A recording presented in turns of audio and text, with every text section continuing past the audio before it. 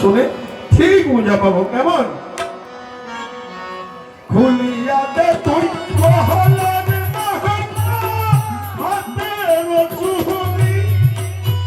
ভাইদার হইবে চাবো সলসল হইবে সুখী মোর কথাটা কেনে বুঝিস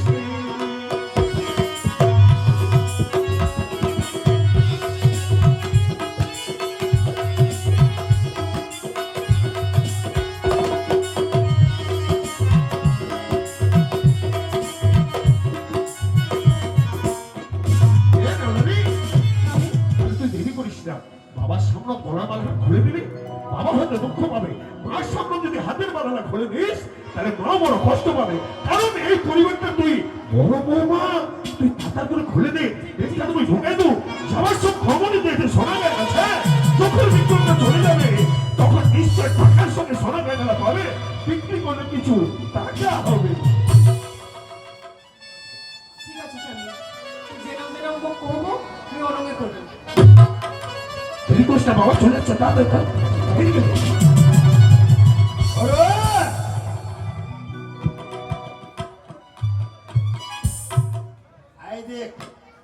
এই যে বৌমাও টাকা উঠাইছে হ্যাঁ এই অরুণক দেশে টাকালা সত্যি স্বামী বাবা বৌমা বাবা এখন তো ফের কিছু টাকা রাখিস না না না টাকা পয়সা রাখিনি তো বললে বললে চলে বাবা আমার বাড়ির টাকার কিসের দরকার চাকরি হবে মাস গেলে সরকারি চাকরি মাস গেলে বেতন আসবে হাজার হাজার টাকা হবে আলা আমার একটাই কথা যেমন করে হোক টাকা 10 লাখ টাকা তোমার বাবাকে কত টাকা দেওয়ার বলো হ্যাঁ রে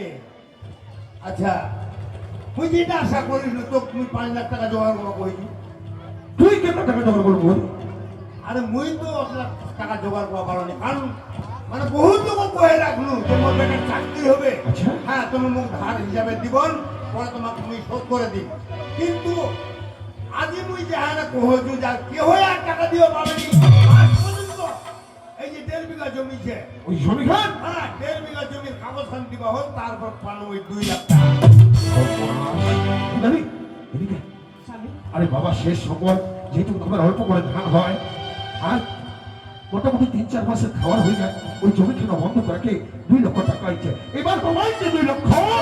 আর মনে হচ্ছে 2 লক্ষ আর তোর ময়নাটা কি লাগানো হবে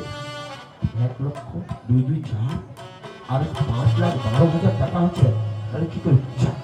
ভাবা চেক করে লাভ নাই বিক্রম না বোঝায় এই টাকাটা দেও বিদায় করা হবে চাকরি ফেলে কেন দরকার বিক্রম বিক্রম টাকা রে টাকা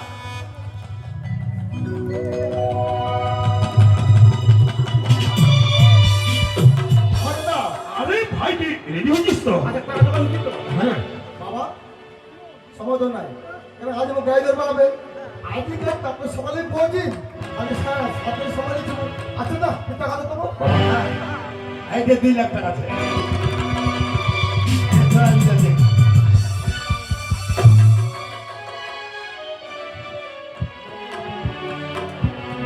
বিক্রম ভাই একটা কথা শোন বাবা আমার কাছে তো সব কথা করা যায় না